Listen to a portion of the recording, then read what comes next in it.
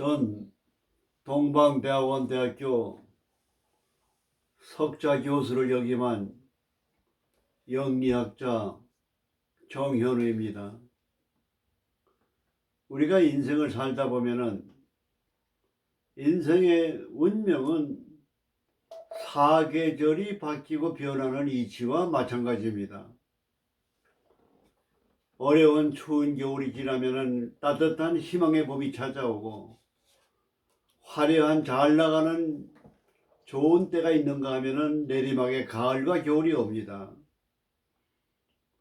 우리가 인생에서 살아가면서 어렵다고 해서 좌절하고 비관할 것이 아니라 희망적으로 생각을 해야 됩니다. 비관과 절망할 필요가 없어요. 반드시 희망이 찾아옵니다. 또 잘 나간다고 방심하고 교만하면 안 됩니다. 언제 돌발 변수가 일어날지 몰라요. 나라나 기업이나 항상 안정감이라는 게 중요합니다. 혼란이라고 하는 것은 불안한 겁니다. 안정 속에 돌발 변수가 나타나면 대처할 수가 있지만은, 불안하고 혼란스러우면은 돌발 변수가 나타날 때 엄청난 위협과 어려움이 따라가기 마련인 겁니다. 정치를 하는 사람이나 기업을 경영하는 사람이나 변화의 이치를 잘 알아야 됩니다. 제가 역학을 공부하며 배우며 느끼는 것이, 지도자라든지 경영자라든지 슬기로운 인생을 살아가는 사람들은 역학적인 이치를 자연의 섭리에서 배워야 합니다. 그래서 우리가 사주팔자를 공부해 보면은 음양오행을 첫째 보는 겁니다. 그 다음에 오행, 그 다음에 육친, 그 다음에 신강, 신약, 육친의 변화, 무상, 이거를 잘 살피는 것이 사주 감명의 비결입니다. 오늘 구독자 신청, 감명 신청, 여명의 사주 같이 공부해 보겠습니다. 일주는 기후가 되겠습니다. 천간열자 중에 갑을병정, 무기경신, 임계 속에서 기토라고 하는 요 전답지토가 굉장히 기운이 오묘합니다. 적응력도 많고 아이디어도 많고 마당발 같은 성질을 가지고 있어요. 이거 음이라고 소극적이라고 생각하면 안 됩니다. 활동성도 굉장히 강합니다. 수단도 좋고 능력도 좋고 임기응변도 강해요. 그리고 생활력이 강합니다. 금의 식신상관은, 기토의 식신상관은 경과 신이에요. 참으로 기기 묘묘한 것이, 식신과 상관이 들어오면 돈이 들어온다는 사실이에요. 예상치 못한 데서 들어옵니다. 우리가 운명을 개척해가는 데는 세 가지 요인이 있어요. 모든 건 때가 있습니다. 시기가 있어요. 때를 아셔야 돼요. 앞으로 뭐가 유명한 사업에 어느 분야가 유명할 것이냐, 앞을 내다봐야 돼요. 어떤 것이 사양산업이냐, 때를 봐야 됩니다. 내가 투자를 하더라도 지금 경제나 세계 경제나 국내 경제가 내가 하고자 하는 일이 적절한 시기인가, 때를 점치는 겁니다. 둘째는 인간관계입니다. 도와주는 귀인 한 사람만 만나면 운명이 달라져요. 귀인 한 사람의 도움만 있으면 운명이 달라지고 운이 들어오는 겁니다. 마치 기생팔자 30분 전과 같아요. 우리가 이 화력의 직업에 있는 사람이 손님이 없고 토큰도 없고 버스 탈 돈도 없고 돈에 쪼들리지만은, 돈 많은 귀인, 좋아하는 손님, 도와주는 사람 하나만 만나면 팔자가 바뀌는 수와 마찬가지가 인생의 변수와 마찬가지입니다. 그래서 인간관계 처세술을 잘하는 게 돈입니다. 그 다음에 질이라고 하는 건 상황이에요. 정세 분석을 해야 돼요. 상황 판단을 해야 돼요. 그래서 그 상황을 국면을 전환해야 됩니다. 지금 어려운 시기에 좌절하고 비관하지 마시고 정보를 수집하세요. 정보가 바로 돈입니다. 그래서 돈은 활동력도 강하고 능력 있고 생활력이 강하고 그 다음에 밑에 토생금 식신을 깔았어요. 식신이라고 하는 건 밥 먹는 귀신이에요. 뭔가 내 영과 모든 기운이 재물이 들어오는 기운 작용을 하는 겁니다. 식신의 특징은 뭐냐? 내가 배운 거를 응용하는 표현력이 발달되어 있어요. 음식을 잘 만드는 사람은 음식의 모든 자료를 다 수집해서 그걸 배합하고 조합해서 종합예술을 잘하는 사람이 음식 요리를 잘하는 사람이에요. 마찬가지로 기후, 식신이 있는 사람은 음식 솜씨가 좋아요. 사람은 누구나가 자기가 이 세상에 둘도 없는 자기만의 재능이 있는데 이 재능을 발견하지 못하고 썩히고 살다 가는 사람이 거의 대다수의 사람입니다. 그래서 사주를 감명해서 자기의 재능과 적성이 뭐고 언제 운세가 들어오는가 나가는가를 알고 그래서 사주 감명을 하는 것이 성공의 지름길이라는 걸 여러분들이 아시고 사주 감명에 여러분들이 아래 전화로 연락을 주시면은 상담을 해드리겠습니다. 그 다음에 요는 그래서 식신이 있습니다. 식신은 뭐냐? 재물운이 좋고 음식 솜씨가 좋고 표현력이 좋아요. 그리고 인기응변이 능합니다. 그래서 거짓말도 잘해요. 자기도 모르게 들킬 줄 알면서. 그게 임기응변 때문에 그러는 거예요. 나쁘다고 볼 수가 없습니다. 그리고 여기 이유라고 하는 건 신금이에요. 신금은 뭐냐? 유금은 굉장히 날카롭고 까다롭고 올바른 바른 정신이에요. 경우가 밝아요. 내가 경우가 없다 보니까 남의 경우 없는 게 눈에 잘 띄어요. 잘 띄니까 말을 하고 지적을 하고 간섭을 하고 그러다 보니까 시비가 생기는 겁니다. 상대방의 잘못과 결목을 발견하고 찾으려고 하지 말고 포기해 버리세요. 그러면 닭띠가 마음이 편합니다. 간섭하고 잔소리하고 지적하면은 구설수가 생기고 시비가 생기는 겁니다. 그걸 조심해야 됩니다.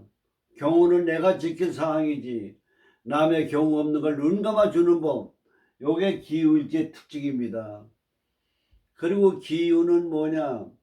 유토는 신금은 치밀하고 꼼꼼하고 신중해요. 모든 것이 꼼꼼하고 치밀하고 신중합니다. 경고망동하지 않습니다. 착실하고 경험 밝고 좋은 일지라고 볼 수가 있습니다. 오늘은 여명의 사주 을미정의 기후 임신입니다. 사주를 첫째 볼 때는 음양을 보세요. 음양 첫째를 보면 이게 음이고 이게 음이고 이게 양입니다. 그럼 전체적으로 볼 때 양은 어디 와 있느냐? 시에 와 있어요. 그러니까 말년에 활동적이다 이렇게 보는 겁니다. 그러나 요 을과 정은 음이지만은 양에 속합니다. 토 역시 마찬가지예요. 화토는 공전이에요. 그게 활동적인 성격이다 이렇게 봐야 돼요. 그러나 음이기 때문에 신중하고 조심성이 있다. 이렇게 분석하는 것이 사주 감명의 비결입니다. 그래서 천간에는 목화가 많으니까 뭐가 들어오면 좋겠습니까? 금수가 들어오면 좋다고 봐야 돼요. 음양에 좋아하니까. 간단해요. 사주 보는 법이. 지지를 보게 되면 뭐가 됩니까? 토인데 밑에 토생금, 토국서, 금수를 깔고 있어요. 그 신약사주가 됩니다. 신약사주인데 토국수니까 재니까 재물운이 좋다고 봐야죠. 식신이 2개나 있습니다. 이건 많다고 볼 수가 없어요. 금생수거든. 그러니까 식신 생재가 돼 있어요. 부자사주예요. 근데 요 기토의 관은 뭐냐? 나무가 관이에요. 나무가 남자인데 금이 이렇게 많으니까 말년에 남자를 밀어낸다 이 말이에요.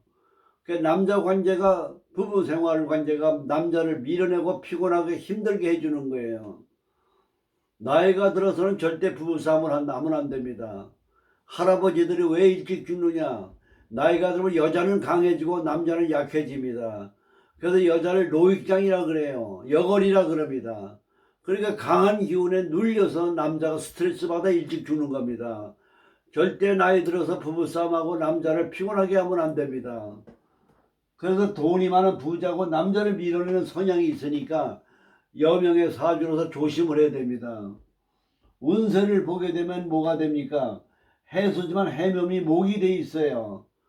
그래서 목이 많기 때문에 금수 재관이 강하다고 봐야 돼요. 재관이 강한 거예요. 을미가 나무 아닙니까? 그 나무가 뭐냐 목극토가 관인데 미에 착근하고 있고 해미하고 있기 때문에 명예운도 좋다고 봐야 돼요. 식신상간 머리 좋지요. 명예운 좋지요. 재물도 좋지요. 관직이나 지도자층으로 나갈 수도 있는 그런 정치가로도 나갈 수 있는 이런 사주의 귀한 사주다 이렇게 볼 수가 있겠습니다. 지지는 금수가 많기 때문에 지지는 해묘미 목이 있기 때문에 그래도 이 사주는 겨울에 태어났기 때문에 목화가 용신이라고 보게 되는 겁니다. 초년은 축이 들어와서 해자축 여기 그 금수가 많아지기 때문에 어려운 시기라고 봐야 되죠. 사람은 어려운 시기를 겪어야 자기가 성숙해져요. 운세는 4대 운으로 볼 때 24세부터 굉장히 운이 좋다고 봐야 되죠. 천간이 목화가 많은데 금이 들어오죠.